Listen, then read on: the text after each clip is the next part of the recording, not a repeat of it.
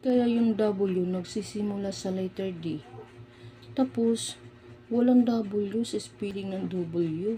Ang Tagalog ng Sunday ay linggo. Di ba yung Tagalog ng sun ay araw? Tapos ang Tagalog ng day ay araw.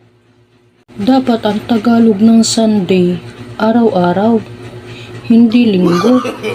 Sarap daw uminom ng juice kapag may ice.